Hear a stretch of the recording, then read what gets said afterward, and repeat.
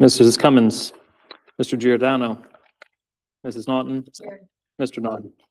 Here. We have a quorum. Can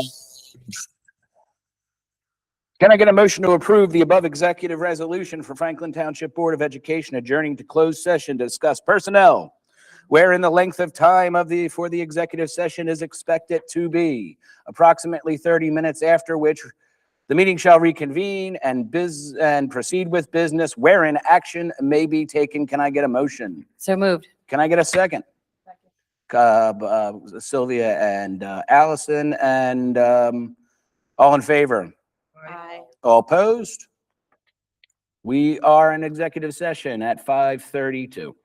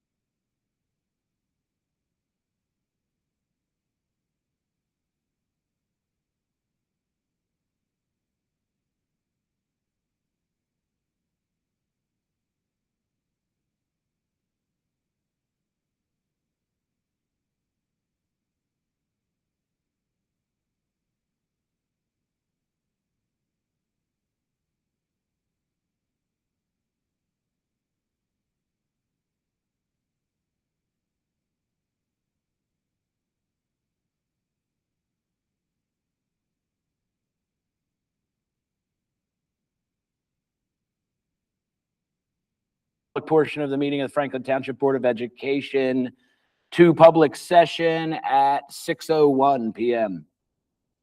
Can I get a second? Colin and Sylvia, all in favor? Any opposed? All here. Let's move on to the presentation, reviewing the school's goals. This was our school goals from the school year that just ended, and I just wanted to let the board and the community know how we fared with our 4 goals. I know that there's a lot on the screen, but really, if you just would focus on where progress and status lie, we wanted to elevate student achievement by 10% measured by state and district assessments, and increase rigor by refining standard-based instructional practices and increasing the percentage of students' higher order thinking and critical analysis and application of knowledge. And we did that through observations, teachers, lesson plans, and obviously assessments. So our key activities have directly been noted on the other side, where our baseline assessment analysis have been completed. Our monthly PLCs are ongoing. All classroom observations have been completed, whether it's a non-tenured teacher gets 3, a tenured teacher gets 2.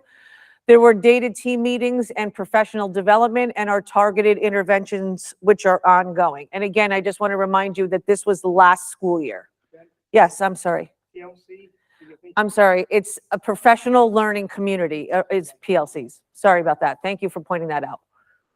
Our second, I wish you could see it a little better. On the top, our second goal is wellness and inclusive culture. And we wanted to strengthen an equitable, inclusive, and supportive educational environment. Please don't fall.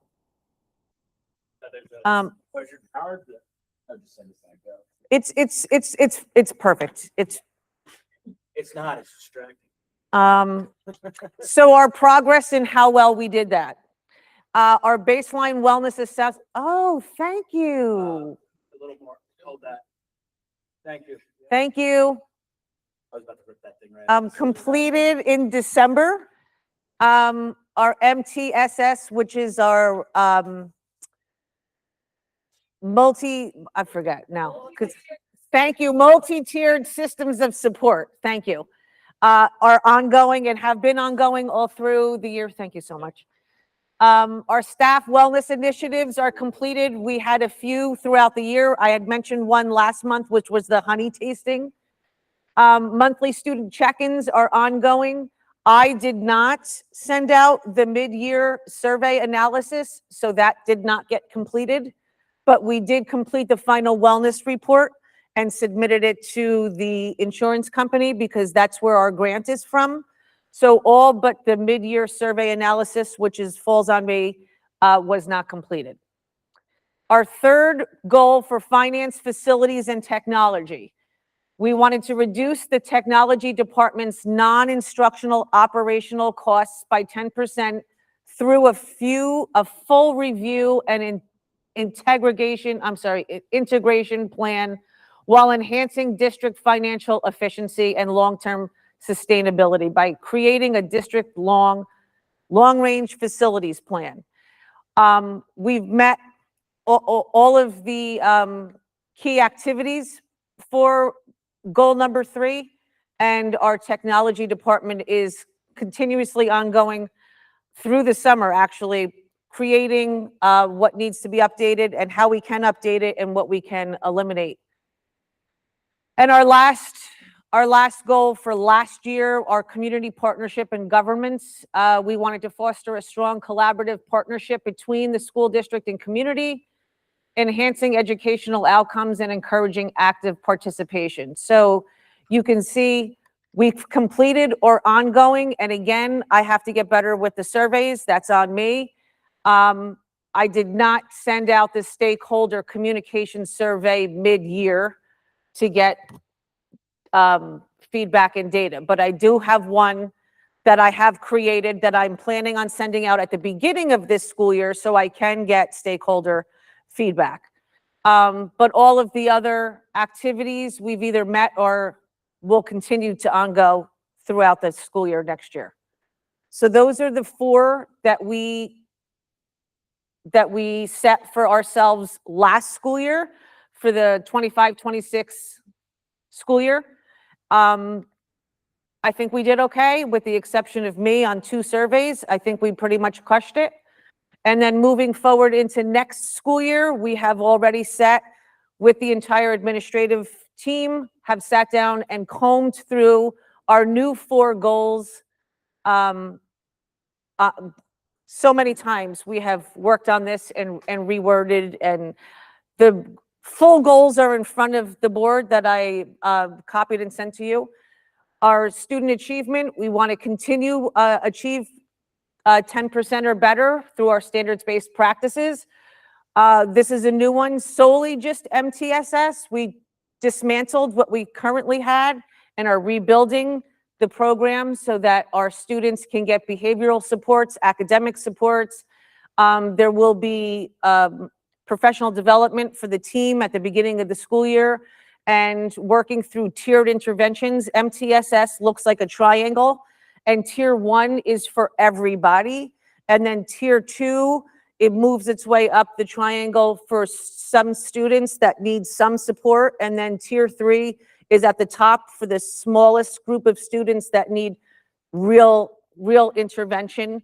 That is not special education. It's just things that can be done in the classroom to help the students succeed.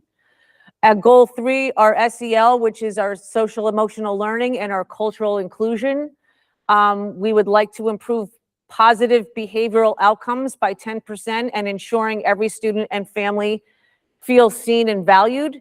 And goal number 4, continuing with finance and facilities. We're on the cusp of just getting our long-range facilities plan finalized. I think we have one more step, and we're hoping that we can, tick off a few things in year 1 on that plan, because it is meaty and it is costly, but I'm hoping that there's some things on there that we can actually check off this coming school year. This is for this coming school year. And that's all I have. I just wanted to update everybody on our goals for the school. Questions from the board? No, Thank you. Thank you. Thank you. So, actually, so we achieved 10% increase in student Yes, performance. Then this goal is a 10% incremental on top of that. yes. And what's the measuring of that? The NJS SLA And the scores district assessments. and the district Yep. assessments?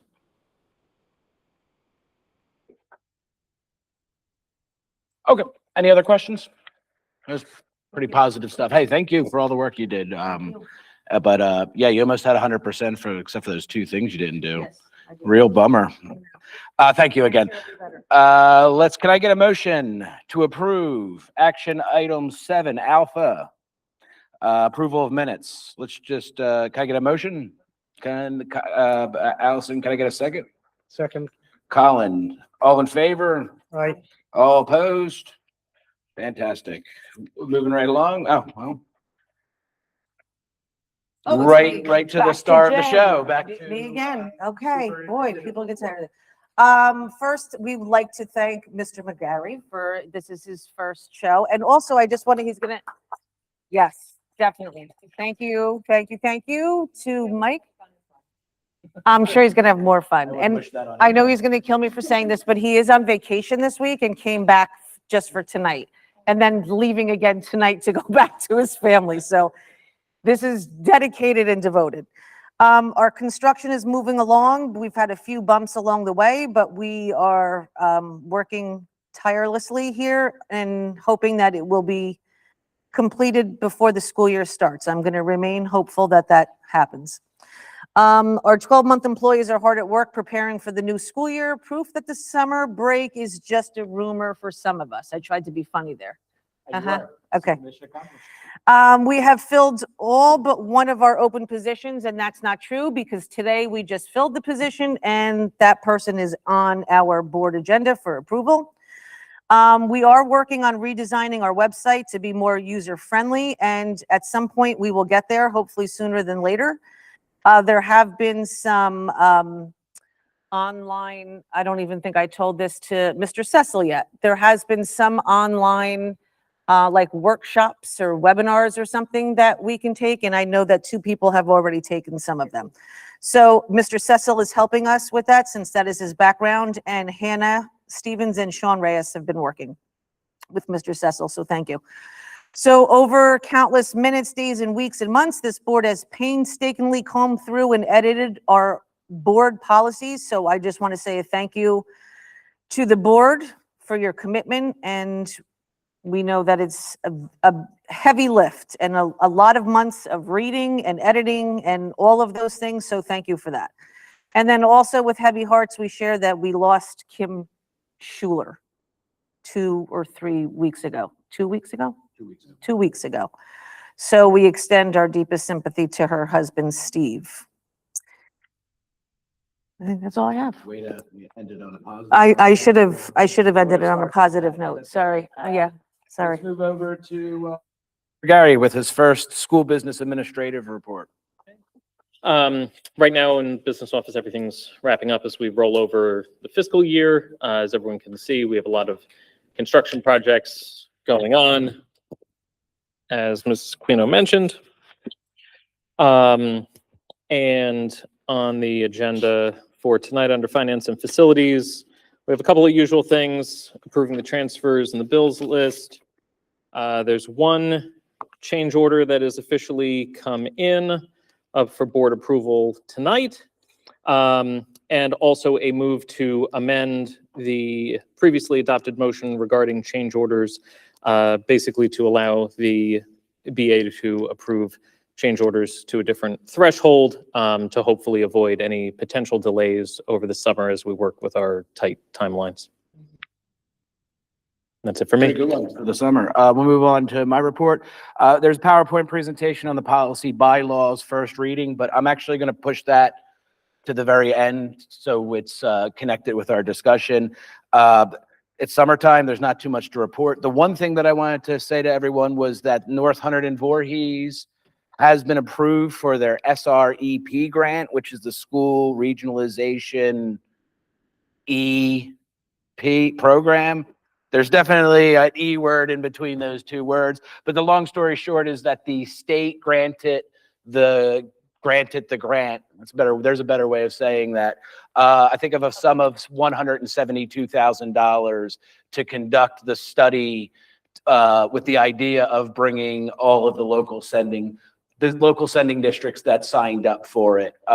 We had a brief discussion of presenting the idea to their board president and superintendent, asking if they could not only do that larger study, but give options about smaller local districts that without having to have North 100 involved in the decision, maybe 2 or 3 smaller districts could combine and regionalize to create what we said is removing the 9 through 12 district from it so that K through 8s also have an option to meet together and discuss.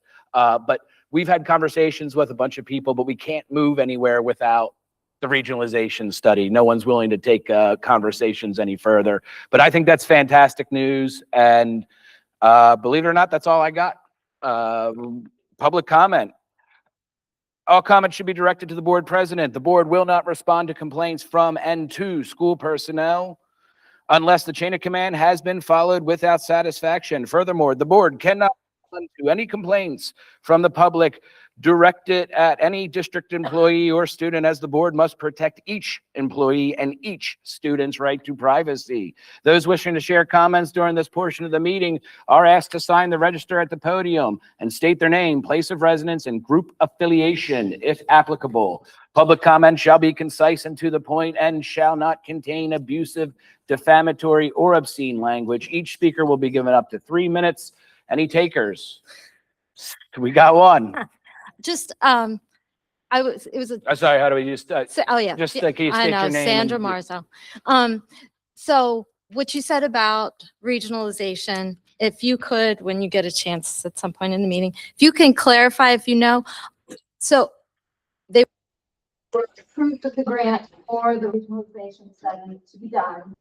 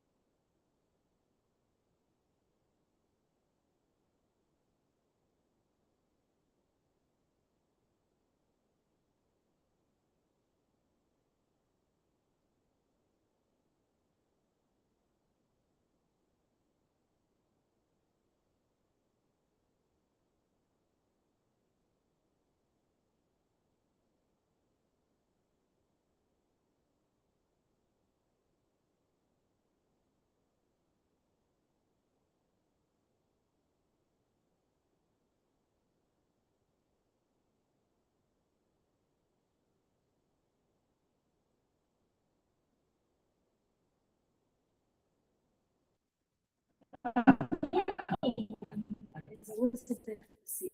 Ms. Elizabeth. Miss Seal. We do Ms. Ms. Yeah. She's. It's fine. Okay. Two quick, Nobody interrupt public comment. two quick things. Mr. Aquino, you said the goal was to improve 10%. I'm curious, again, more numbers, like, did we meet, did we exceed, are we still in not great state? So it's some clarification for that. Also, you said that you had a few blips in the road. I'm curious if you're going to share along the way, are we exceeding our budget with the referendum, blah, blah, blah, because we have no idea what's happening, and we're just curious. I know some things were put on hold, what's happening with that? Are there any issues, major issues with parking lot or any other construction projects? Thank you. You feel comfortable? I can answer the parking lot. Yeah, I'll do the parking lot. I'll do the parking lot. Best,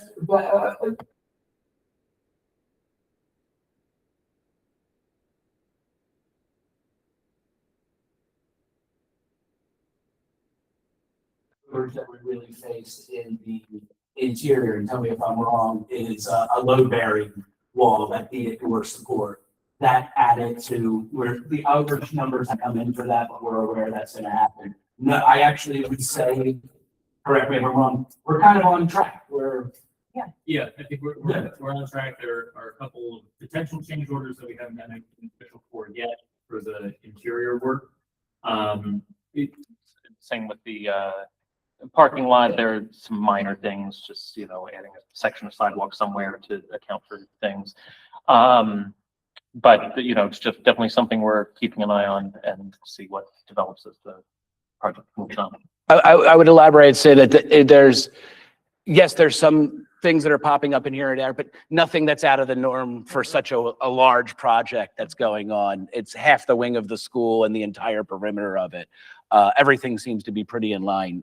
Do you want to talk on that? Test scores, I don't have the scores in front of me, but the last time I looked was a while ago, and I would say we successfully met the 10%. I don't recall it exceeding. But, trajectory, we're on the right Correct. path. It's this slow builds, especially with the academic stuff. A lot of the other stuff we can change quickly.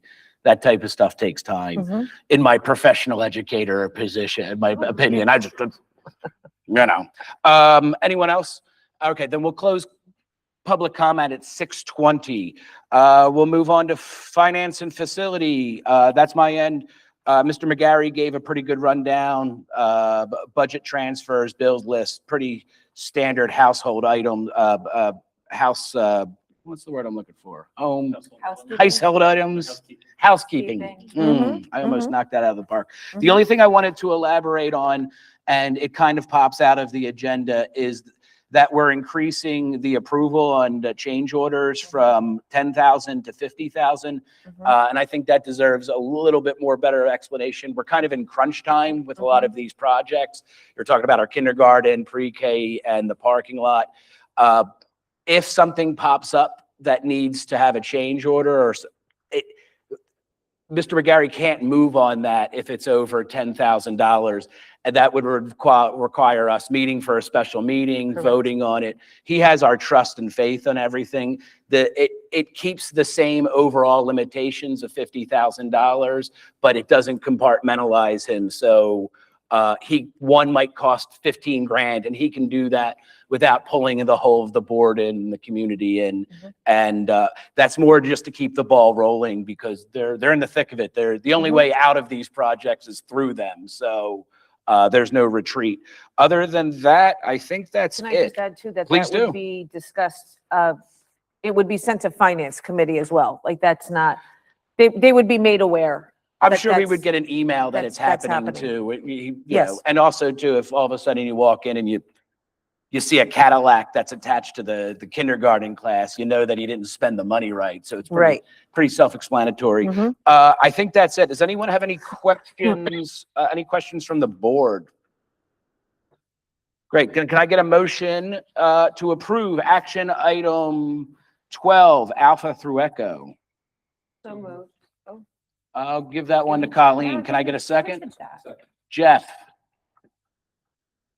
And this has to do with money, so we need to do a roll call vote. Mrs. Bankin, Yes. Mr. Kastner, Yes. Mr. Cecil, Yes. Mrs. Cummins, Yes. Mr. Giordano, Yes. Mrs. Naughton, Yes. Mr. Naughton. Yes. Motion passed. Item 13, curriculum and education, Mrs. Naughton. We have a few things on our plate. We have approval of professional day requests. The more they learn, the more we learn.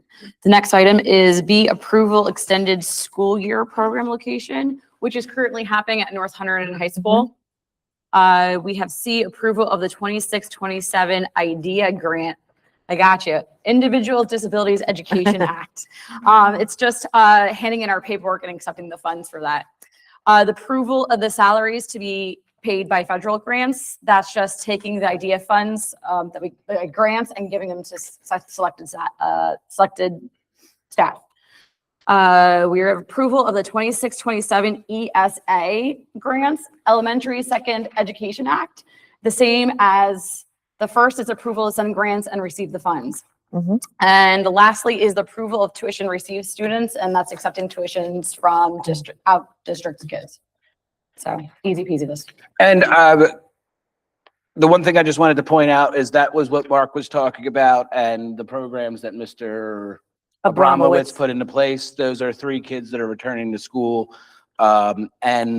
Excuse me, not returning to school. These are kids being sent from other schools, and it significantly benefits our operation because they carry weight and help support the bigger operation. Any questions from the board for the committee or for the chief? IDEA grant, is that something we get every year? Yeah, that's, Please. That's the IDEA grant. It's, based off of our special ed expenditures the previous year and then calculated that we get a certain amount based on. So how are much these, is the grant for the special ed program? Yes. Very good. Any other questions? We're crushing it today. All right. Can I get a motion to approve item 13, Alpha through Foxtrot? Motion. Can I get a second? Second, Colleen and Colleen. just to be confusing. Do I hear any objections on these at all? Any objections? Anyone? Then we'll pass that one through unanimous consent. Any abstentions? No. Moving right along. Policy and personnel. That is Short Mrs. and sweet Cummins. today. Yep, short and sweet. We have staff appointments. Mrs. St. Laurent, I believe, is going to do something that my husband and I could not do, which is see your spouse all day and still have to go home to them. We welcome that. And then also, as mentioned, we are filling because you know where to hide, right? And then we are also welcoming Ms. Diane Wenko into the position that was previously held by Kim Schuler as assistant to the school business administrator.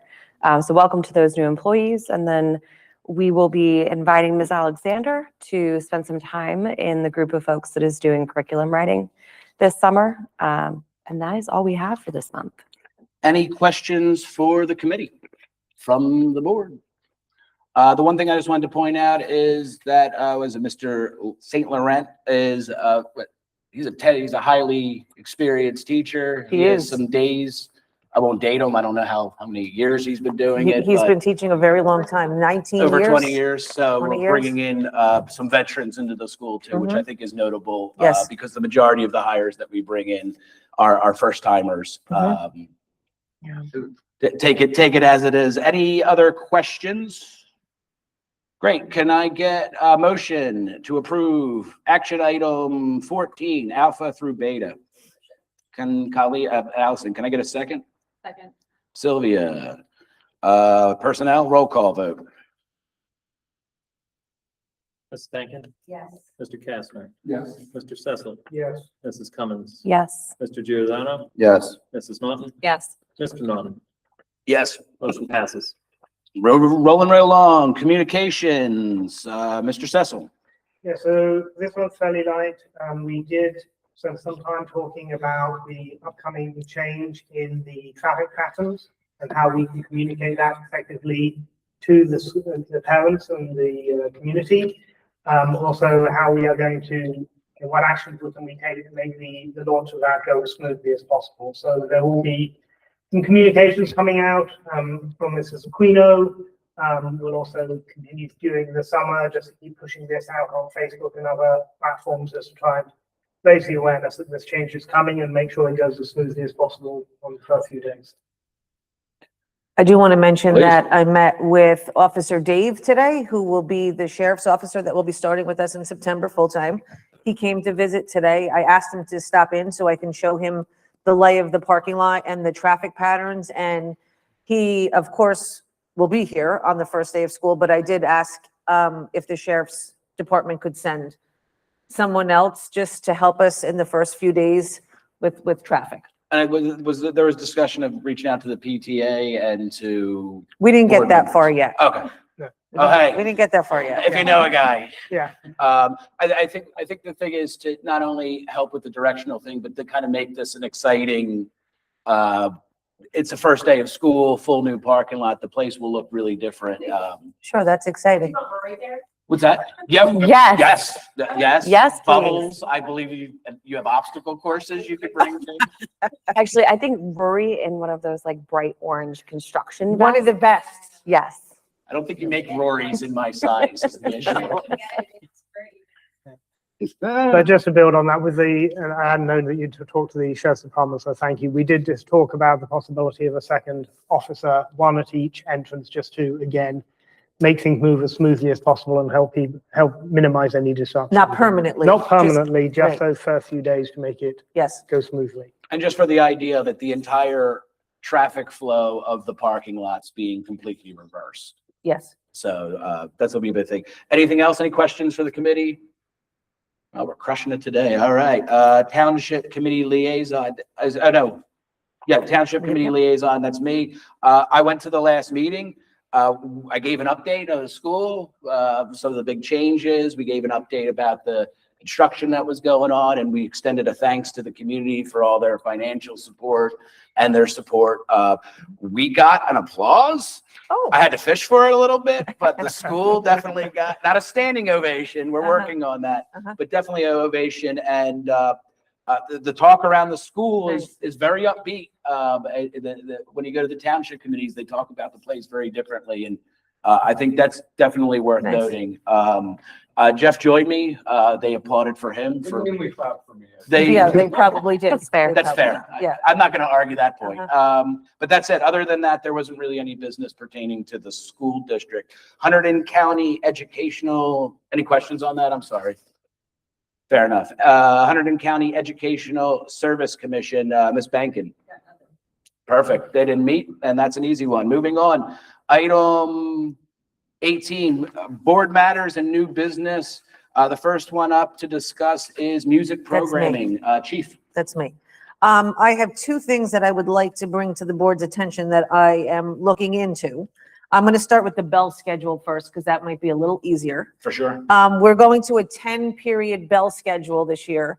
And that's neither here nor there. One of the things that I would like to do, when you get your bell schedule at the beginning of the school year, it says the regular bell schedule, it says early dismissal, and it says late start, or whatever it's called. One of the things that I would like to do, and I did speak with our county superintendent about it, is enact, in a rare state of emergency, a 3-hour delayed opening. I realized that at one point this year, if I had that option, I wouldn't have had to close, because I have to let the buses know by a certain time when I'm going to close or I'm going to delay. And if I just had a little extra time, I would have been able to save the day. So it is not something that I plan on instituting in place of 2-hour delay. I don't ever plan on using that willy-nilly. I think in a rare occasion, I would like the ability to at least have that. It would be on the folder with all the bell schedules, it would be sent home to parents. Parents would be notified of that. And then we would start obviously 3 hours later. As long as we get 4 instructional hours in, we're okay. So things would have to be jostled a little bit in order to make that happen, but we wouldn't lose the day. So I would just like to have that in my back pocket to be able to pull out once in a blue moon. I don't even anticipate using it every year, just once in a blue moon. If we should need it, it's there. If I think maybe the power's coming back on or the street is going to open or whatever, in some randomness, have that in my back pocket so we don't have to lose the day. That's the bell schedule comment. The second comment is a little bit more cumbersome because I had to write myself some notes so that I wouldn't forget. Do you want to do the bell schedule before you move on? That was the bell Discussion- I was schedule. saying, She do you want did to it. do Discussion around that. Oh, I'm before- sorry. I need to Does anyone have any please. questions Yes, or I'm concerns on sorry. it? Just so we can knock it off Yep. your list. No? Anyone opposed to it? No, it'd be a 3-hour delay, and then we would still get 4 hours in, so would the school day end later? Is that? No, but I would either have to cut down some time in between classes or shave off a little bit of lunch. I think we're 10 minutes short of 4 hours of instruction. So I'd have to make that up somewhere. But again, it's not something I plan on using all the time or every year, or it's just when it's an absolute emergency that I feel like we can get the day in if I could just buy a few more minutes. That's really all it is. Are you sure what happened that made you think of this? Like what? It was happened that something day? last year. I don't remember what it was.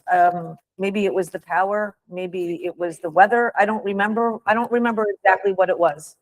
And I thought, wow, if I could just have a few extra minutes, because they had told us when I'm going to say it was power because I don't remember, when it was going to be restored or whatever it was. And that was I had to close because I had to make the decision as to whether or not the buses were going or not. Are the buses able to accommodate that time period? I didn't even ask them, but I'm sure that they would because there's no one else running after that. Everyone else is doing 2 hours. And I would always use a 2 hour. I would always use that. That would always be my go-to. But if for some reason we can maybe eke by, like I said, rare, it would be a rare occurrence that would happen. And the goal would be to preserve The day. the days. Yes. And our pocketed days are Correct. for Emergency emergency days, days. That's yes. what I was looking Yes. for. Any other questions? Let's move on to the next one. That's awesome. Okay. The next one is our music program. Sorry, Mrs. Kastner, that you're here, but I've already discussed this with you. So here's one of the things that I would like to just throw out to the board. If I would like to strengthen our music program, both chorally and instrumentally. And in order to do that, and I have had Mrs. Kastner, I have her schedules right here. I had her create a schedule from last year, what a schedule would look like this year. I've had multiple conversations and meetings with her and Mrs. Lamont. One of the things that would really help strengthen our program and give Mrs. Kastner her time back in order to use lessons accordingly would be to eliminate guitar and violin. If we were to eliminate those two instruments, I just want to read some of the notes that I wrote down in our meeting together. We would have more consistent band instruction where there would be a dedicated rehearsal, there would be significantly improved time for lessons, group lessons, grouped by instrument and ability level. Feel free, Mrs. Kastner, if I'm misspeaking. Improved chorus instruction, the schedule that would create an opportunity for weekly sectionals and the older chorus students in addition to a full ensemble rehearsal, allowing for more individualized instruction and stronger performances. It allows her schedule to be a little more flexible without guitar and violin lessons. That currently occupies 5 to 6 instructional periods a week. And she can organize lessons more effectively and group students appropriately by instrument and ability and build in designated makeup lesson times rather than trying to fit everyone into a single period. And then overall, the ensemble program, while we don't have the flexibility to offer daily band classes like many larger districts, this model moves us a bit closer to that structure and provides students with a much more comprehensive musical experience.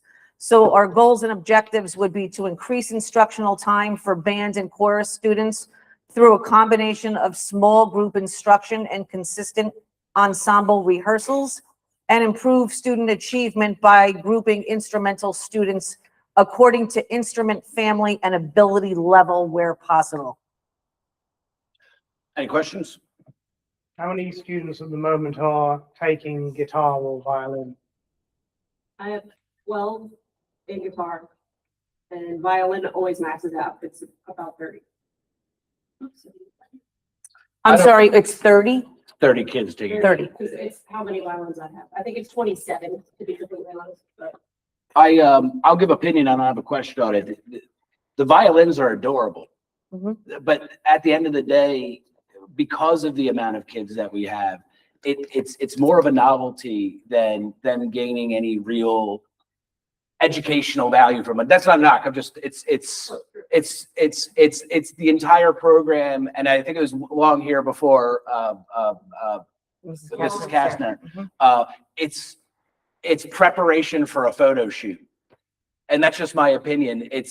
When you have these big concerts, they're beautiful, they're fantastic, but it's impossible to get 30 kids. Even Juilliard would have a problem having 30 kids play violins.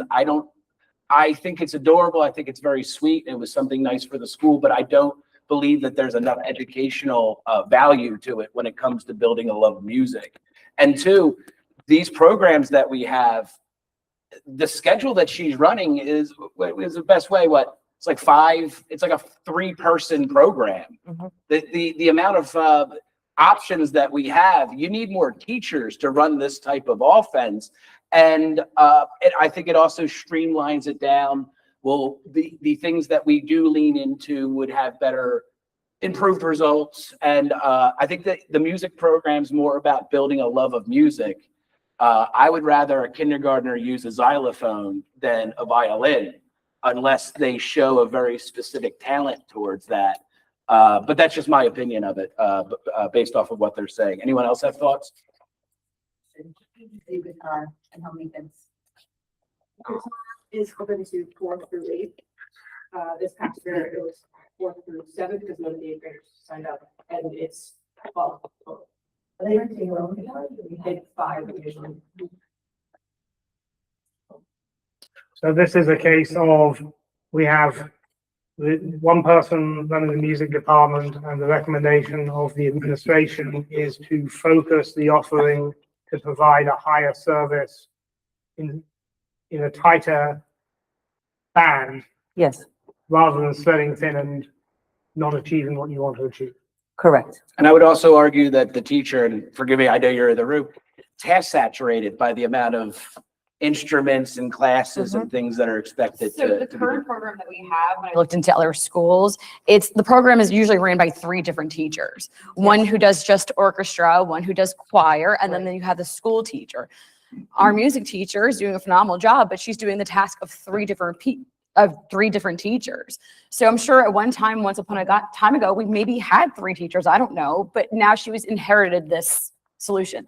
So the solution that we're saying is if we just shrink everything and she gives full attention to the kids who are benefiting from it, we can strengthen the music program. And hopefully we strengthen it great so that we can expand it little by little bit. But right now it's not working. It's not. And the kids are losing.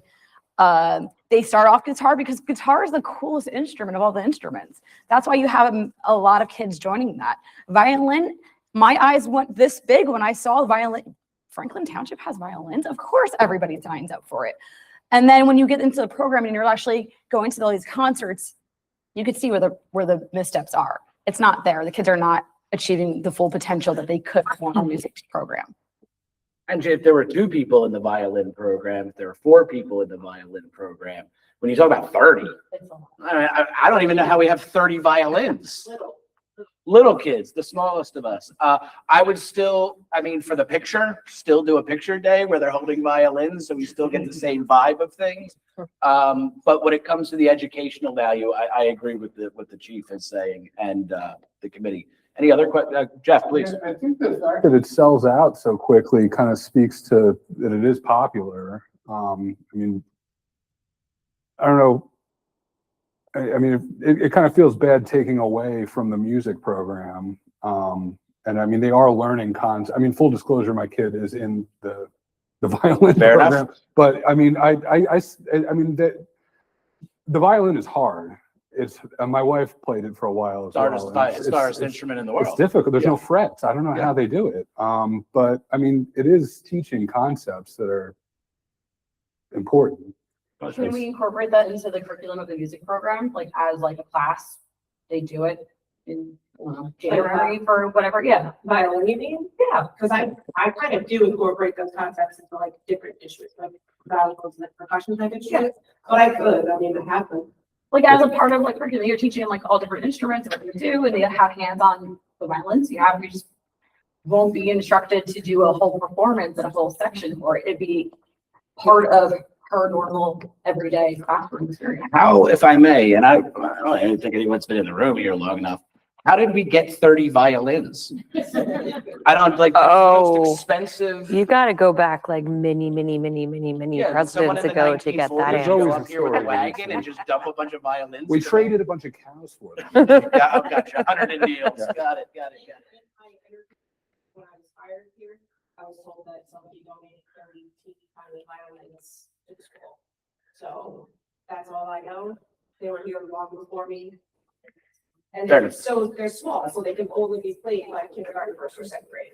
Gotcha. Oh, because of the size. I'll understand The it. size of the actual physical instruments. Any other thoughts? Is this being the like RIP pepperoni pizza at the? The pepper. I agree with all of those things. I just I'll find it. yeah. You can do that with drumsticks. Perfect. I do look forward to that every year. I would like to see it still remain as a class where the kids have some experience with violin at some point. You know, I think this all makes sense, but. I think that's fair. What you're saying, don't throw the violins in the trash. Yeah, Make don't sure throw 'em they're- in. No, absolutely But maybe not. if it goes from like the 30 kids that are focusing on it to like a little bit of exposure to everybody, like that might even be an improvement, you know? I think that was what Yeah. that would be the idea, right? To expose them to all the instruments, but remove just the class that Yes. That it's taking 5 to 6 periods of a week to. a bunch of 6-year-olds, Yes. 36-year-olds in a room with violins sounds like a torture technique. The program doesn't take away the children learning music. Yeah. That's not what we're saying. We're not saying that they're not going to learn music no, or no, instruments. no. We're just saying, let's Trying to strengthen what we improve. have. Yes, is let's what I'm improve this. trying Let's to just make it do better by here. making it smaller, working on fine skills. We all agree that music is very important for children. No one's saying that, right? And by taking it away, we're Of not taking course. music away from the No. children. No. Grow it by shrinking it. Well, it becomes the whole, we're better off being great at a few things than being mediocre at all the things. So if there are too many things on the table, knock some off and focus on the things where we can be great. It was the old idea of removing it as a diner menu. Yeah. Shrink the menu down so you could give better fare instead of trying to offer everything. And so I think everyone seems to support the idea, except for Jeff has apprehensions, but I respect that. Let's see the improvements you guys make. Does that seem fair? Fair. Okay. We'll move on. Public comment. Has anyone thinking about speaking before all right. Elizabeth, all comments should be directed to the board president. The board will not respond to complaints from and to school personnel unless the chain of command has been followed without satisfaction. Furthermore, the board cannot respond to any complaints from the public directed at any district employee or student, as the board must protect each employee and each student's right to privacy. Those wishing to share a comment during this portion of the meeting are asked to sign the register at the podium and state their name, place of residence, group affiliation, if applicable.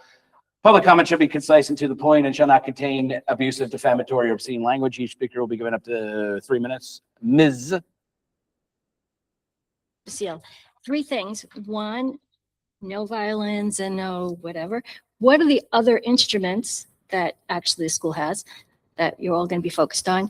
2, regarding the bell schedule, how's that going to work for the parents who, with the 3-hour delayed? I'm just curious, are you going to actually put that out to them? Because they're going to have a good plan.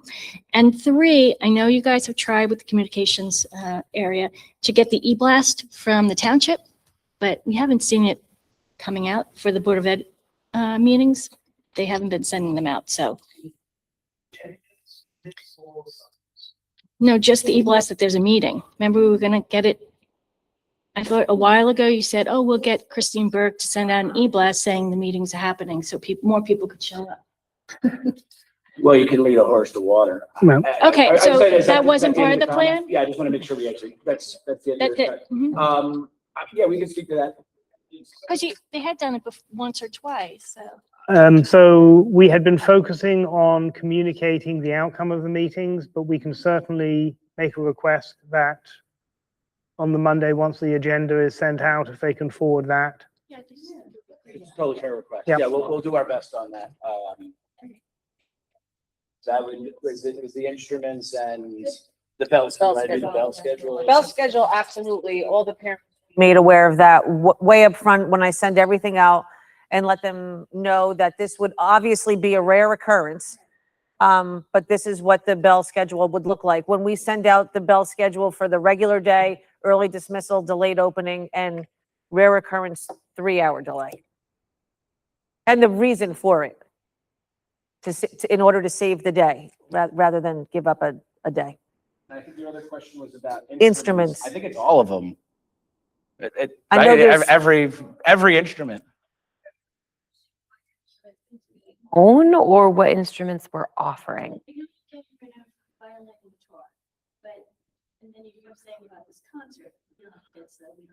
come to the concert. Oh, must Elizabeth. come. It's open to You the must public. come to the concert. All right, fair enough.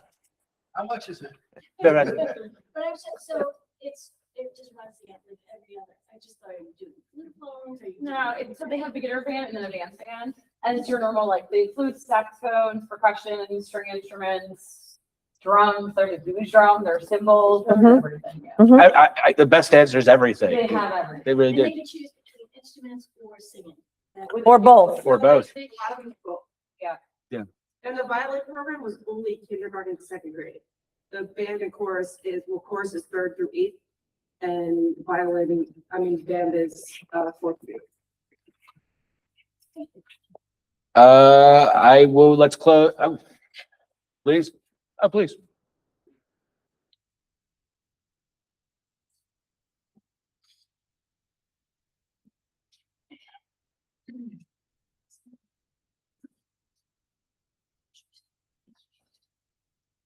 Okay, so about the violins. I mean, this would be if Mrs. Kastner was interested, but since you have them, but you need to remove them from the school day, perhaps there could be like a club or a summer camp, but where maybe parents have to pay a nominal fee, nothing crazy, but that would then pay for Mrs. Kastner's extra time that she's giving. And then they're getting used and more kids are getting more time with them. Just an idea. I think it's totally fair idea. I'm solely here because I saw music programming was on the schedule and it concerned me. So, Trisha Gardner Milo. I have 3 kids who have gone through the violin program. I'm a big believer in all music education. I feel like it's a huge benefit for kids. I was late because my daughter was coming from her flute lesson. But I feel like one of my bigger concerns as a parent is that kids are taken out of their academic classes to go to their flute lesson. My daughter is in anything Mrs. Kastner will put on, she will sign up for. And so she's missing math, she's missing ELA, she's missing social studies. She struggles with that. And I feel like we're losing our kids that are, my daughter's a good student, but she's not the top student. So now she's being pulled out of these classes and struggles to be able to make up for her work. So what kind of accommodation are we going to have to build music into our program? So some of the kids that maybe aren't superstars can still participate and not struggle. And I think we've lost from, I know the incoming 7th grade, a lot of kids who had started in instruments stopped playing because they were pulled out of math, they were pulled out of science, they were pulled out of ELA. So that's my concern as a parent and a big believer in our music program and Mrs. Kastner. So. Yeah, I just want to clarify, we're not getting rid of Mrs. Kastner. I don't know if you know that she's a utility infielder around here. She does a lot of work. But I hear what I actually, I can't speak to that. Is that something that you have thoughts on? Yeah, I think it was one of the things that we discussed when we met, when I brought this to you. We are adding, did you want to speak to that or? Benefits to doing this is that I can do the full ensemble and during that, what is it? Win period. So that they're not pulled out of the door back to Bless you. class for that. So bare minimum, at least if they make that, they'll at least see them at least once a year. I don't know if the win period. I was about to say, that's new. That's new to this, but could you explain Yes, the win win period? is what I need now, and that's going to be our 10th period of well, it's not going to be the 10th. It will be the 10th period, but it may not be everybody's 10th period. It's a period in the day where students can get what they need. That might be extra help from a teacher. That might be a G&T class. That might gifted and talented class. That might be intervention that they may need for reading or math. That may mean an instrument. It may be a makeup lesson or to make up a test or something along those lines. It's something that Mrs. Lamond and I are embedded into the schedule this year to see if we can alleviate some of the pressure of students missing instructional time in classes for the things that they need. I think more kids would participate. Agree. I know my daughter's friends have stopped playing instruments because they were missing too much instructional time. And Yep. I think that's sad because I think music is one of the greatest ways for kids to develop both sides of their brain. Mhm. And I was I just think it's really important. We completely agree with you. And this is all new because there were notes received on that about trying to find a way to incorporate the music program without losing their time in the core curriculum. But there's just so much time in the day. This plan actually carves out something specific for them to do music. Again, not everyone, I don't know, I can't speak to the program. There would be a designated time with designated day of the week and that one wouldn't rotate. So that if they had to miss their food lesson, I can make that up at a different time where they're not missing a class. And that at the very least, I would still have them all for that band rehearsal period. So it actually increases their time without pulling them from core classes. Oh yeah, we're not supposed to go back and forth. I'm sorry. I hear you. Public comments. Did we close public comment?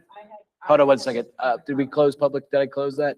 We're going to close public comment because we're not supposed to make this into a back and forth. And we'll Mrs. close Bankin public. has a comment. Go ahead, please. In Hold on, committee, it was either 6:55. Colleen or Sylvia's idea to reach out to, I think it was located in, yeah, did we ever? I did not. That's no. okay. You've got I did a lot not. on your plate. But I think that might help, either that or the violins after school. The club was a really good idea. Mhm. Maybe we could send out, once we hear from them, sort of a parent survey and gauge what interest would be, first dibs for Mrs. Kastner for violin or whatever. We don't want to cut her out, but to gauge what the interest would be.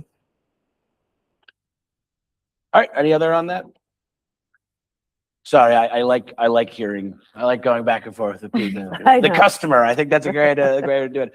We'll move over to other business. Before we do that, can I get a motion to waive attorney-client privilege in order to disclose to the public the exact advice that attorney provided to the board? Can I get a motion? Can I get a second? We can do this on a voice vote. All in favor? Aye. All opposed? Any abstentions? Great. Just so everyone understands, we're going to start talking about the policy update. And there were specific things that were recommended to us that we wanted to make sure we could talk about. How do I do this? How you doing? Hold on, as our tech specialists come in. I told you, and I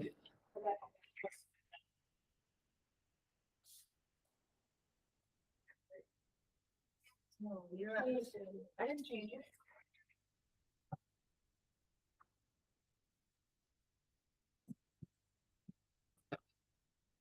Matt, you know what? I'm going to be disappointed tonight because I don't think that you used enough of the animations in the your animation, you PowerPoint. could just tell AI, you can just go, hey, Yeah. make this flashy. I want flashy things. I want things zooming in from the left and right tonight. I got you. All right. I almost ripped the screen out of the ceiling. That That would have made this portion of the meeting very difficult.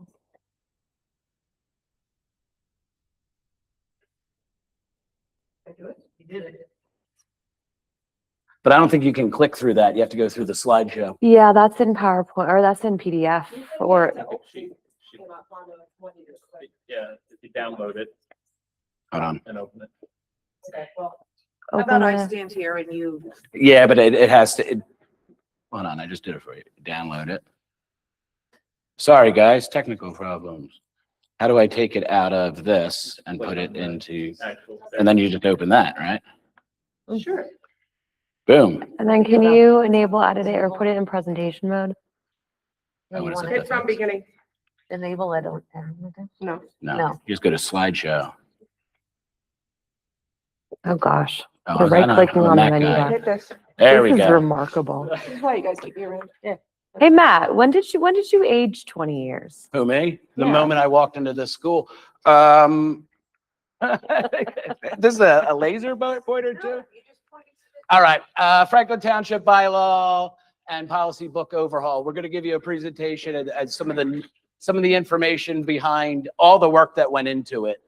A little background information. It was identified by the administration, the Policy Personnel Committee, that numerous state and federal mandates and recommended policies were missing from the FTS policy book.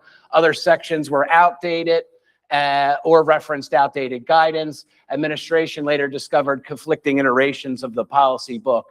In 24-25, the board unanimously voted to commission NJSBA, their policy department, to help with an overhaul. The district was not satisfied with the process. It had more to do with digitalization and modernization.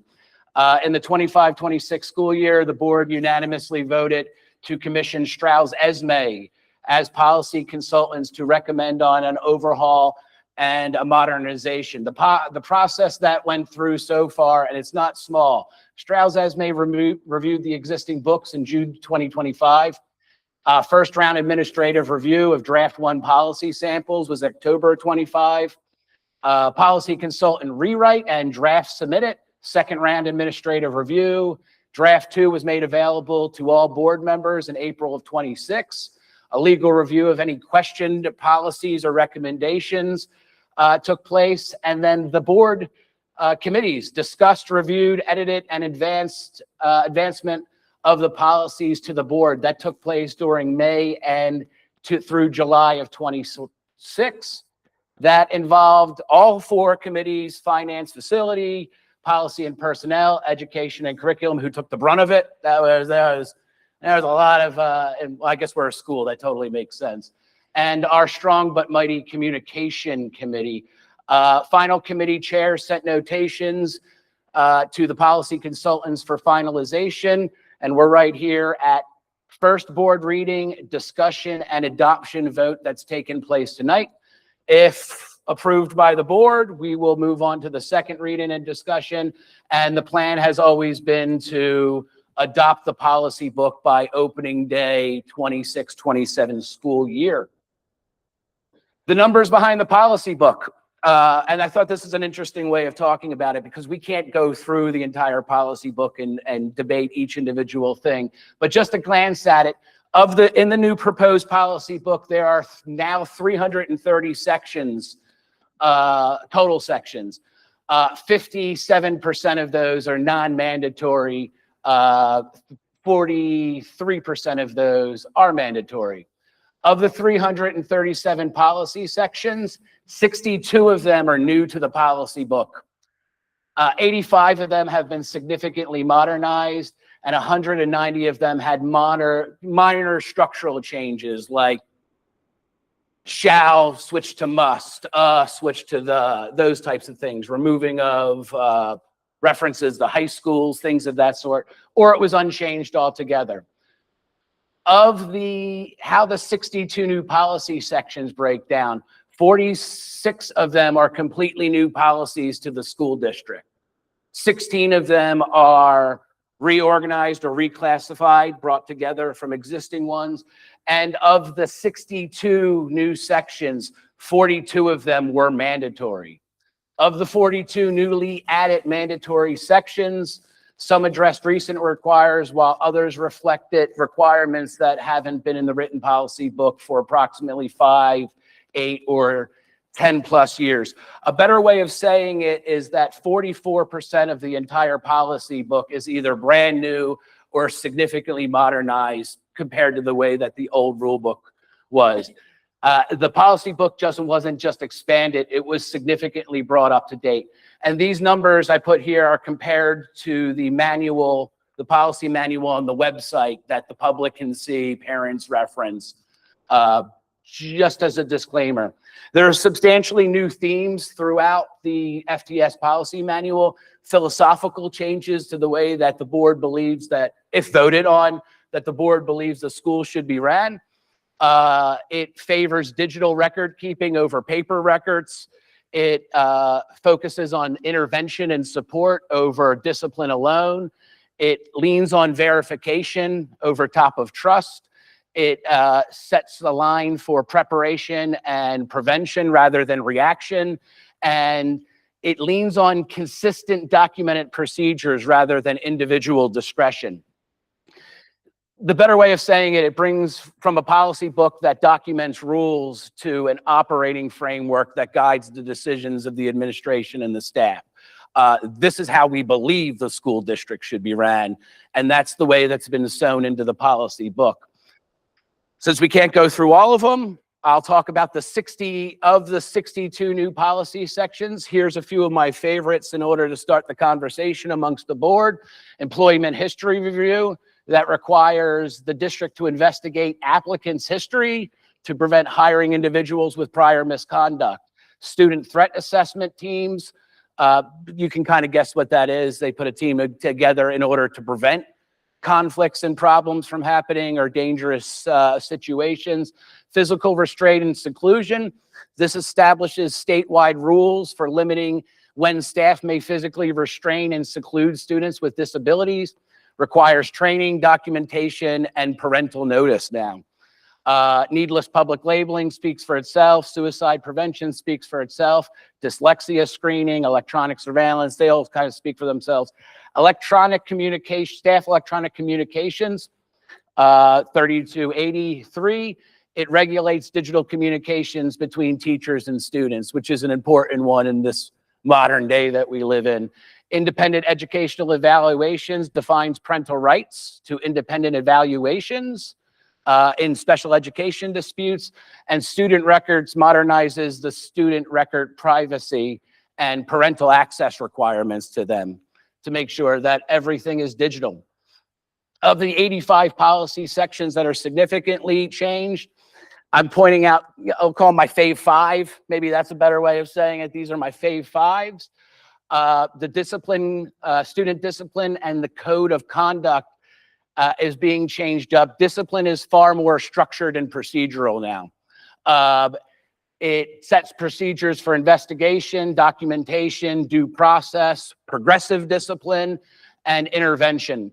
The second one is harassment, intimidation, and bullying. This is a big one because it really what the school gets talked about a lot is bullying. A problem that's been addressed a lot is bullying. It expands a more detailed framework for investigations, timelines, reporting, board review, appeals and accountability. Special education, that extends the same framework that adds in parent participation, but adds in transitional planning and procedural safeguards. 4, this is the one that I like as well, having to do with us, the board themselves. We made significantly substantial changes to the board governance policies. It sets clear standards for ethics, conflicts of interest, governance responsibility, and board member conduct. And the last one has to do with education. The best way to say it is that that's the way I'm trying to think of saying this one. It keeps ongoing evaluations of the effectiveness of our curriculum. It means that every year, based on the policies of the book, that we have to continuously change and update it. While it's required by law, the framework is now built that the administration and the staff are supposed to follow. It leads to stronger curriculum and earlier identification of students' needs, greater academic opportunities. Overall, when you talk about the policy book, because again, we can't talk about all 337 sections, there is increased student safety, educational evaluational opportunities, improved record keeping and parental rights, financial controls and accountability, and employment personnel procedures. But the 3 that I wanted to make everyone hone in on a little bit is that it brings us into alignment with all of the local sending districts in our regional high school. It updates compliance with all state mandates and guidance. And as it's currently stated, it updates compliance with all federal mandates and guidelines. Better way of saying it, it modernizes the BOE's approach from general oversight to documented decision-making, consistent procedures, risk management, and accountability. It defines what our oversight is and what we're looking to get out of it. But the one that I wanted to point out, and this is a big one, it creates a singular policy book accessible to parents and community members online. There was no secret there were, let's call them iterations of the policy book. And some people would refer to the one inside the office. Someone would refer to some under the desk. Someone would refer to the ones online. We're all working off the same page is maybe the best way of saying it. Let's see if this works. Behind me is a rolling scroll, because I'm in the movies, is movie scrolls of the 62 policy changes that are going on behind us, all for your discussion. A lot of work went into this. So I want to thank the policy consultants, our lawyers, the administration, and the board as a whole, because months and months and months of work went into this. And I appreciate everyone taking their role in this really seriously. Man, I'll be thankful that all the emails are done. I'll open it up to the board for discussion. What's your favorite? what do you like? What do you love? Anything else? That's the presentation. And thank you, Jen and Mark. We put in work into this presentation because the massive amount of work that was done was done by the administration backing us up and helping us lead this. Any questions, comments, thoughts? Anyone? Talk about your favorite ones. My favorite one was the last one I had to read. It wasn't a small undertaking. Any others? I'm not going to say a favorite, but I will say I feel smarter now that I've read the policy sections that were assigned to policy and personnel and education and curriculum as with a critical eye. I learned things along the way. And we had some robust discussions in committee about topics that I wouldn't have been exposed to because our previous manual did not include them. So I am more educated on the things that our previous manual should have included all along. Now that I've read those, and thank you to finance and facilities and communications, because I read through yours, but I did not read them with as keen of a critical eye. I was more looking for larger, broader themes and problems that I might want to bring up. And man, my brain was tired after both of your sections. So just a gratitude to everybody, and I hope that everybody has something that they learned or could take away from this as well. Great. Anyone else? Please. What I really liked about the policy book, that it's preventative. So our school now won't be will be more proactive instead of reactive. And I think that's great. There was a lot of new policies, like Matt said, there was a lot of new ones, there was a lot of updated, modernized ones I liked seeing. I like that there was, for example, 5350 suicide prevention and 2417 student intervention. They cite not only physical health, but mental health too. And that was a lot of the policies. Ms. Aquino talked about MTSS, which I'm a big favor for, and I'm here in the board to make sure that program strengthened for our school. But that's cited several times in the policies, like student intervention, disaffected students, disruptive students, in our special education. Bullying, what I really liked about it is we do have a big bullying problem. It's no secret in the school.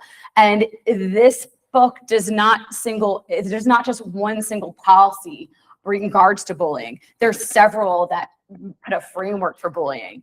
So it's like framework for bullying for as like a preventative care, how to deal with it, how to help the children, how do we help the teachers discuss it.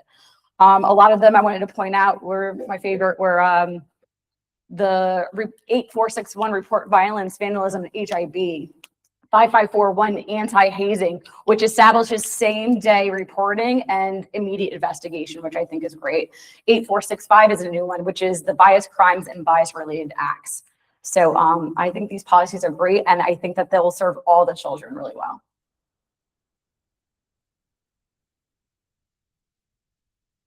Anyone? Now we're talking. We crushed it. All right, fantastic. Let's, do I have to read the resolution? All right, oh, I need a motion for it then, right? Yep. I want to bring up the questions I still had. Where we were going on this. I want to bring up Sure. the questions I still had on 5756. So I know I've gone back and forth with Jen and you.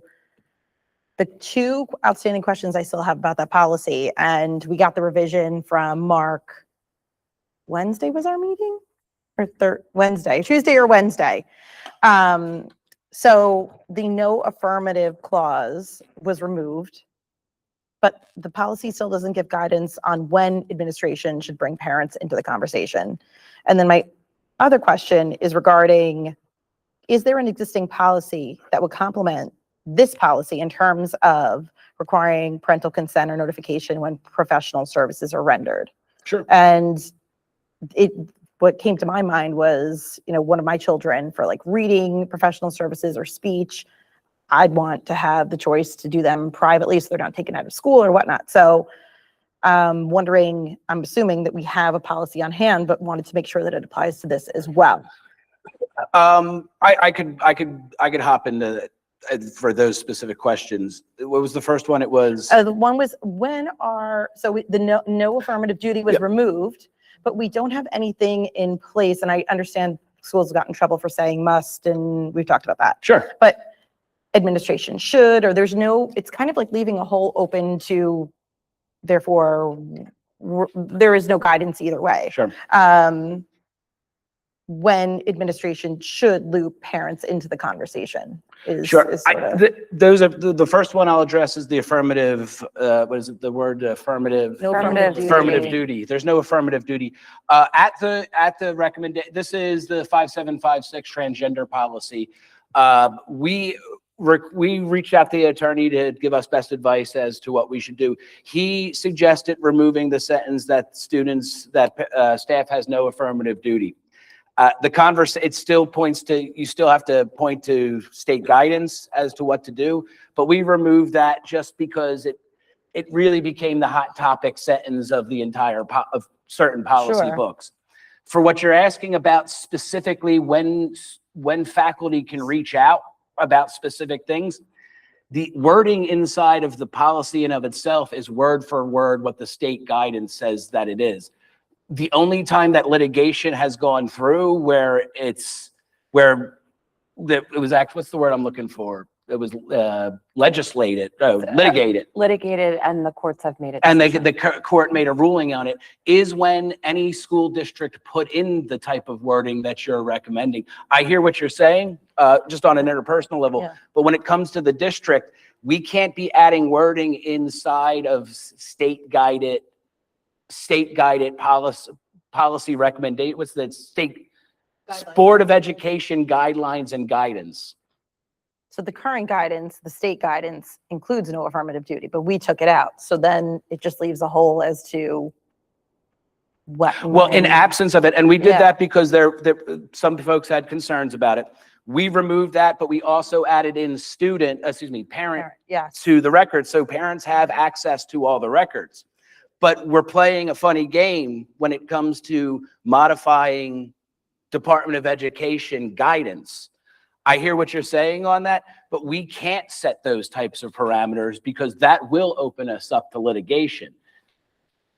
Like maybe the best way of saying it is the question is not for the Board of Education. That question is for the Department of Education, the state, the governor, the assemblymen, because the best way of saying it is those arguments are above our payroll. But I hear what you're saying on the concerns of things, but in our current state of the way that we have the book, there is no guidance. It was removed from the policy book. There is no guidance.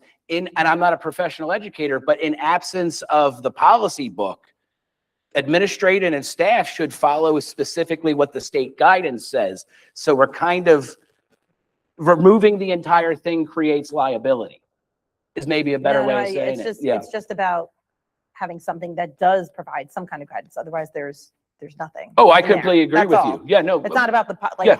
removing it's about giving directive within the policy. Your point is well taken, but that has to be mandated and brought down by the state. We can't modify those state guided policies like that. But it might not be the perfect plan, which I'll agree with, but it's better than no plan. And I would not recommend that we remove something from the policy book that gives guidance to the administration and staff, especially about such a hot topic. So until there's something perfect, we really should be pushing forward the policy that best aligns us with the state. And to be honest with you, what's the 20, maybe the best way of saying this is that there's 25 school districts in Hunterdon County. 23 of them have this policy as written or protective policy. The two that don't is Franklin Township and Union Township. And just for the argument that we're having here, I would say that the administration that advised that weren't known for best practices.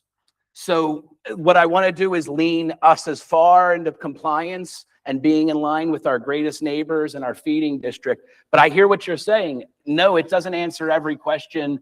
And I would encourage everyone in the community to reach out to what would it be, Lily? Yes, The commissioner of the Board of Education, the governor, people above my pay grade. Because when we get into these type of conversations on this local governance level, it's like yelling at the umpires when your problems with the league. You should be calling up to the booth. It's not us. But I hear what you're saying on it. I wouldn't say that those concerns are anything worth not pushing all of these policies as a whole comprehensive framework for the school. Because if that's what our goal is here, removing something like that is the biggest liability this school has. The discussion isn't removing. You're not removing. Basically creating some kind of guideline because there is nothing. It's just leaving administration open, not whomever comes after to do what they want. No, totally fair. What you're saying is totally fair. That guide that I would accept that guidance, maybe is the best way of saying it. If the state came down and said, we recommend or we give you guidance to change, if state guidance changed, so would Franklin Township school book, because we're not mandating anything here. We're not a legislative body.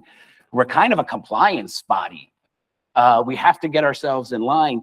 But I hear you. I don't know how to do, we can't add that legally is probably the best way of saying it. And the lawyer was very clear about that to us. We don't have it now though, correct? We don't have it now. No, sir. The version that was attached to the board agenda is the correct version? Correct. The only thing that's different from the original ones that were sent out in the April drafts was that the lawyer recommended removing the administrative duty line because that's the one that all the challenges are happening about. And like all of the other, I'd say a dozen other policies, we planted in the word parent to make sure that they had access to these types of records. But what's being asked for, I don't think we can legally do. Can I just say, I Yeah, of course, support a brother. lot of the protections that are in the policy, but there's a few parts that I do disagree with. So I Sure. would like more time to maybe adjust them, but use of facilities, all students are entitled to have access to restrooms, locker rooms, and changing facilities in accordance with their gender identity to allow for involvement in various school programs and activities. Like, that's a concern of mine. I hear you, but those are backed by the NJLAD. Like, I hear what you guys are saying, but these are mandated laws that we have to follow. Do I personally agree with them? It's kind of besides the point, because we're a policy-making body. That's the end of it, but I hear your concerns I on it. thought this wasn't mandatory. It is not mandatory, but when you're talking about an overall policy framework for a school, 57% of our policy book is not mandated. And you've fallen, maybe it's 1 second. Every suggestion and recommendation that's been handed by Strauss-Esme and NJB SBA is planted into this policy book. Colin, go ahead, my friend. Yeah, so my understanding is that it is not mandatory, but if it isn't there, we default to what the state says. And so regardless of whether we write it or not, that's still the what has to be followed. What this does is at least give guidance and consistency that we would get from the administration and members of the faculty when they have something to follow rather than having to follow the broader state. Consistency is a good way of saying it. Can we adjust this one based on board feedback? I mean, if we're the ones creating the policies, I know Strauss-Esme helps give us a framework and they're giving us, you know, a lot of what they have already developed. And so that helps make things easier. But if some of the feedback is maybe the other way, then maybe we should adjust it. I mean, just, there's a lot in here. Parental consent is not required in another section. I don't agree with things like that, because if we have to, what's this scoliosis test we do? Right? We need parental consent for that, don't we? Okay, so I mean, that's pretty basic, right? Just eye exams, parental consent. I'm pretty sure. And there's quite a bit that we need parental involvement in, but something this serious, we're just saying it's not necessary. That's my biggest concern. It's not the protections in it. That's all fine. And I support that. But anytime we're basically just leaving parents out of the conversation, it's a concern. So my only question would be, are we voting on the whole policy as a whole? Can we say no to one policy when we vote? Or You how can does that work? absolutely say no in the policy. My goal, I would say it's my personal goal, is to show the community that we've done an entire policy overhaul to address the major concerns that folks have. But if you guys want to go through any of the 337 of them and pick one that you don't like, I can respect that.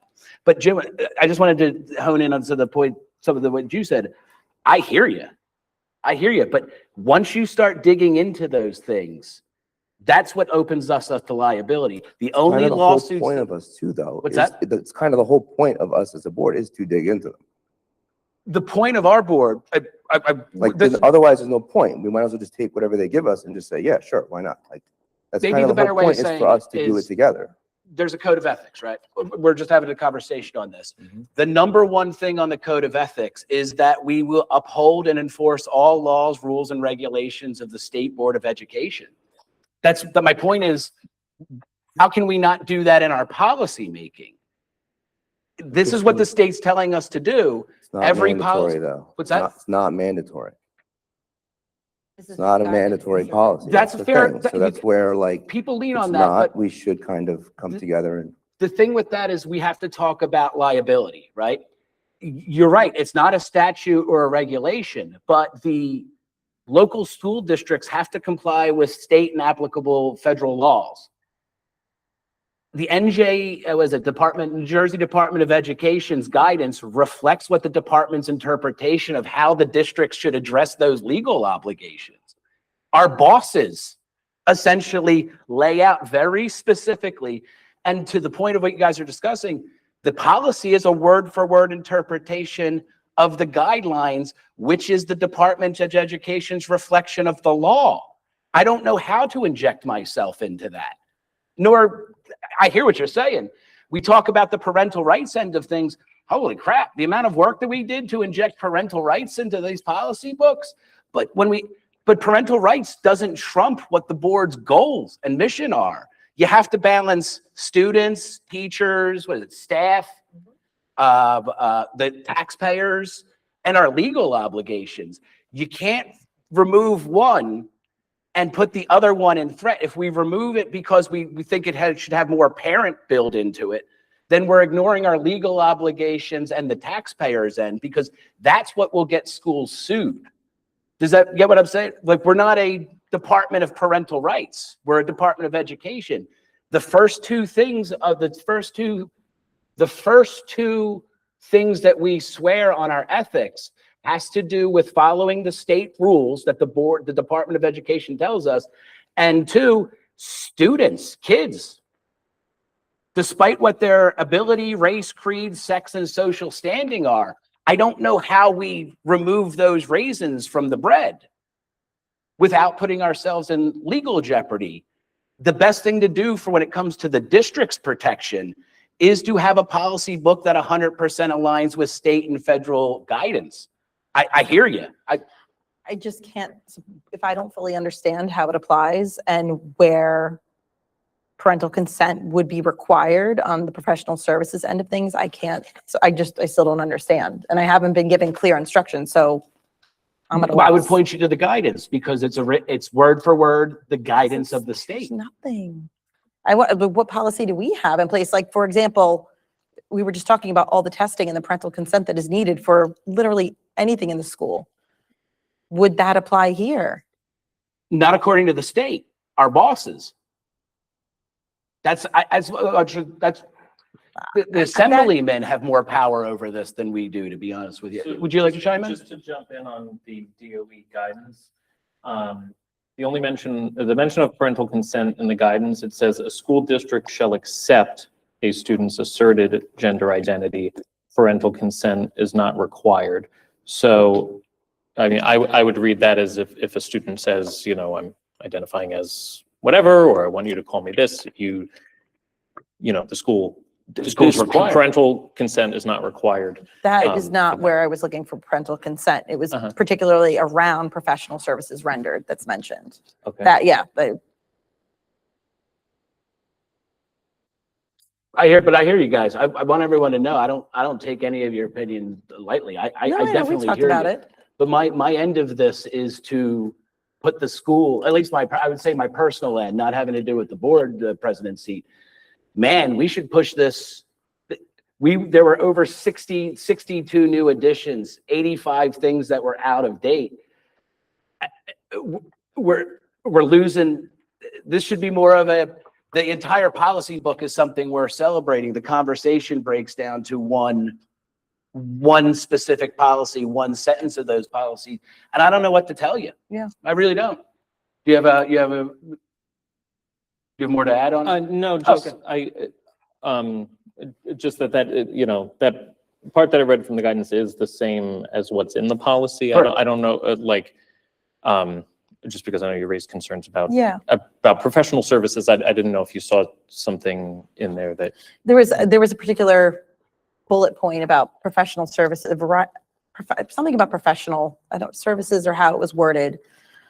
But that just in and of itself came to my mind regarding any professional services provided to a child would need, or I hope would need, parental consent. So making sure that this falls in line with however administration and the current guidelines and policies now, that it's not treated any differently. To be honest with you, we could add that type of wording in the policy that would put us outside of compliance, but that also opens us up to liability.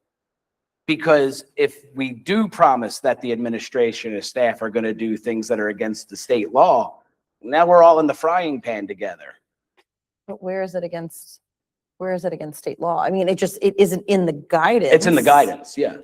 The thing that I'm trying to say is, rather than us trying to create little sentences throughout, the best thing to do when it comes to liability and the school is to take the state guidance as it's written, boop, and put it in our policy book. If state guidance changes, then we go, whoop, and then we change it too, because I'm not really passionate about any of these specific policies. This is more about ripping the entire engine out and putting the new one in.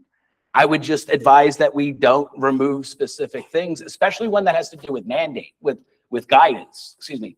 It's specifically written, and this is a hot topic item. This becomes which not having a very clear spelled out policy that aligns with the state, that gives me pause. I think the point that it is not mandatory, that we could craft it how we not see fit, but within reason to close some of these loopholes would be ideal. But I also understand what you're saying. Yeah, but so- not according to legal. Maybe it's a better way to say it. We have that, the letter? We wrote for that. Do you have the letter from that? Do you have, any of you guys have it? I can get I it have it on out. my Well, iPad. let's say that, because this really becomes, I don't want this to be a conversation of our own individual feelings, and we all have them. The thing is what does the lawyer recommend we do? And then we shoot that gap. We go into it. Aren't there districts, like there's, I think Bethlehem and North are being sued for having this policy? Correct. Right, so why is that not a concern? I'll speak on that. 'Cause I did some research. I'm not trying to be smart here. I'm really saying, like, When you're, there's two right here that are being sued for having it. Yeah. You're saying you don't want to be sued for not having it, but like, maybe a better way of saying this is, I did the research and I have slides, but I don't feel like getting up and putting it on the big screen. There are 590 school districts in New Jersey. There are charter school districts, there's vocational school districts, but just K through 12 school districts. There are 590 of them. I could find, because they don't keep data on this, and I reached out to NJSBA about it, I had to search through news articles to get the list of schools that actually have rescinded or repealed this. In total, that number that I can confirm is 26 of them. One article said there were over 30, but they didn't have any list of them, so I have to defer to the ones that you could specifically find. Just based off of that mathematics, upwards of 96% of school districts in New Jersey have this policy. That's the thing that I'm telling you. When it comes to the lawsuits against Hunterdon and Bethlehem, you're talking about 5 school districts that a concerned citizens took to court, right? But they took 0.03% of school districts in New Jersey and named them inside of the lawsuit, when their lawsuit is actually what I'm talking about. Their lawsuit is with the Attorney General and the Department of Education. Why North Hunterdon is mentioned on that when there are over 560 other school districts that have it? It's targeted. That's my point on it. Or it's the best way of saying it, if 4% of schools are doing this, this ain't a movement. This is it's a statistical anomaly. When you talk about in Hunterdon County, our neighbors, 23 of the 25 school districts has this as adopted or all similar protections. Union and Franklin aren't the best practice bearers there. They're the outsiders. That's the point I'm trying to say on it. Why? I would actually say that when it comes to the Department of Education, we put this in our policy book so Bethlehem and North know that we support them as well, because why are they being sued for following state guidance? But again, I'm not a lawyer. We're regular people here, but man, we are so bogged down by what we're expected to do as a Board of Education.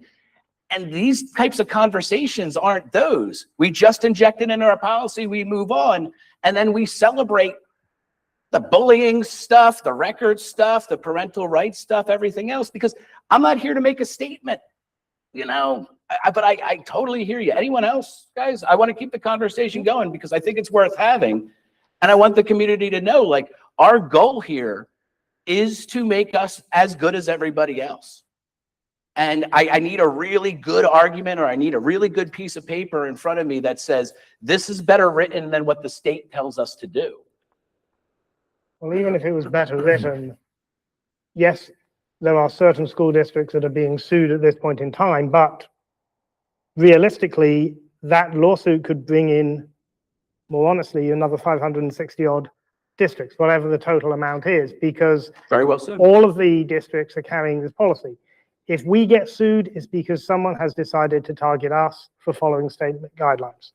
Now, I hear what is being said. I understand the concerns, frankly, on both sides. But from my perspective, and we have the legal advice to follow the policy as written, we might get sued, yes. But if we're following our legal advice and we're aligned with the state, that's part of our job. That is what the board's responsibility is.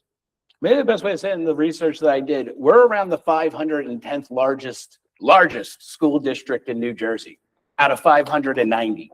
They would have to go over hundreds and hundreds of schools to name us in a lawsuit. Why would they? And why aren't these lawsuits have every board of education on them? Because this isn't a movement. This is distraction from the real business at hand here. And just in my personal opinion, again, that's my end of it. Like every other policy, every other. Maybe we'll close. Why don't you read the lawyers? I reached out to the attorney because I knew that this is a sensitive topic, and I wanted to make sure that we were well prepared for it. And we did the motion in order to make sure that we could tell you exactly what our legal department's telling us. And I asked if it was better we rescind this or that we adopt this as part of the overall policy overhaul. And read it because I want to make sure that it's on public record. Okay. The most obvious reason is the message that rescinding it sends. Your transgender and LGBTQ students are part of your school community, and this policy was put in place specifically to address their needs. Pulling it back sends a signal that the boards does not have their backs, even if that is absolutely not the intent. The perception alone likely to generate real pushback from students, so that perception alone is likely to generate real pushback from students, families, and staff, and frankly is not a good look for the district. Beyond the optics, the policy actually serves a very practical purpose. It gives your administrators and staff a clear roadmap for handling situations involving transgender and gender non-conforming students, things like names, pronouns, records, and facilities. These situations can be sensitive and complicated, and without a policy framework in place, staff are essentially left to wing it on a case-by-case basis. This is a recipe for inconsistency, and inconsistency creates its own problems. Here's the legal point I really want the board to appreciate.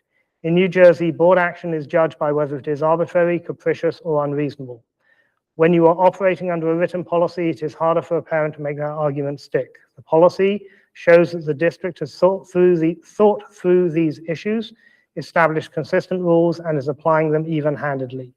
Take the policy away and you lose that protection. Counterintuitively, getting rid of it could leave the district even more legally exposed, not less. And finally, the board would not be out on a limb here. Hundreds of New Jersey districts are in exactly the same position, maintaining policy 5756 as adopted.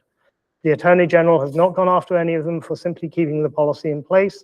If a constitutional challenge ever came, your district would have plenty of company, and the legal arguments being developed statewide would work in your favor too. Bottom line, I think that saying the course makes sense. So do you want to read the question? Because did anyone ask to actually remove the policy? No, that was an original conversation that Right. amongst phone So calls. like, I feel like he answered the question, but didn't quite answer the question because I don't know if whoever asked the question wants to We did. read it, but I never suggested removing it. Allison did not either. We're just trying to put more parent. Oh, I thought that protections was in an it. original So conversation. I that want you to had make with sure everybody. that That's why I had the phone. we're No, on the I same wanted to page. know, my questions revolved around basically what I just read. It had to do with not providing guidance to administration as to when to include parents. And is there an existing policy that complements this that provides guidance as to, No, I those are my understood. burning questions. Yeah, So the questions you guys are just want to asking. be clear that we're not And saying this to weren't answered. remove it. I like the protections in it. I don't like the, leaving the parents out of it part. I would rather, if we go to a vote, I'm going to say no to this one, yes to everything else, just to be clear. But I would rather us work on it together and find something that we can all agree on. But if that's I would not just like my questions possible, answered. then we'll move on. Again, the question applies more to the guidance. And what you're saying, I totally agree with, but I would not edit down something that has very specific state guidance. But I guess that's the end of the conversation. Anyone else have anything else they'd like to add to it? I by the way, it was good conversation, guys. I appreciate everyone putting their thoughts into it, but that is what it is. The state guidance is where the not. Correct. The parent is coming from. Correct. It is, the best way of saying it is our policy is almost a word for word adaptation of what the state guidance is. Because I'm not entirely sure how to inject different language into it without violating. And the school districts that have injected that type of language in there have been sued and lost. I mean, I'm sure that's like a well-intentioned, like, I'm sure that they're trying to avoid the minor possibility, but possibility that, I mean, I guess what I'm trying to, I get the intention is to prevent, like, if a kid is, like, you know, afraid to tell their parents about something like this, and maybe, you know, I don't think we want to take away from the school being like a safe, like, location for them. Like, I feel like that outweighs the, you know, I get being a parent and wanting to know what's going on, but I mean, I guess that's the other side of it that I would look at. That makes sense. Okay. Anyone else? All right, let's, what is this? This requires, let's do a roll call. Roll call. Need a first and a second. Oh, yes. I need a motion to approve the first reading of the policy, first reading of the policies and regulations. So moved. Colleen, can I get a second? Second. Sylvia, Roll call vote. Mrs. Bankin, Abstain. Mr. Kastner, Yes. Mr. Cecil, Yes. Mrs. Cummins, Yes. Mr. Giordano, Yes, except 5756. That's a no. So in that case, I would recommend that we maybe have a separate motion. Because if we have. I would just put it member- in as, I would just notate it as single policy. Let's get to the end of the No, vote. If we don't have Sure. a majority, Yeah. then we can read. Oh, I hear what you're saying. Mhm. Gotcha. I'll make it easier. I'll just go no across the board. Okay. Mrs. Naughton? Yes. Mr. Naughton? Absolutely. 5 yeses, 1 no, 1 abstain, motion passes. Great. There's one more order we have to do. I need a motion resolved that upon the recommendation of the superintendent, the board hereby rescinds the renewal of Miss Luann Wright for the 26-27 school year, and be further resolved that the board secretary shall provide Mrs. Wright with written notification of this action. Can I get a motion? Motion. Can I get a second? Second. All in favor? Aye. That is we need Oh, that's a roll call. vote. Sorry, guys, roll call vote. Mrs. Bankin, Yes. Mr. Kastner, Yes. Mr. Cecil, Yes. Mrs. Cummins, Yes. Mr. Giordano, Yes. Mrs. Naughton, Yes. Mr. Naughton, Yes. motion passes. And I think, oh, I started packing up like I didn't have to talk anymore. Hold on. Noteworthy dates. Next board meeting is scheduled for August 19th at 5:30. We'll go right into executive session, and public section will be at 6 o'clock. And on the agenda will be the second reading. Any objections to adjourning? Having reached the end of the agenda, I declare the, yeah, I can. What's that? On which one? No, I don't have to. We've addressed this with several lawyers and BAs. Having reached the end of the agenda, I'll declare this meeting adjourned. Thanks, guys. I appreciate everyone.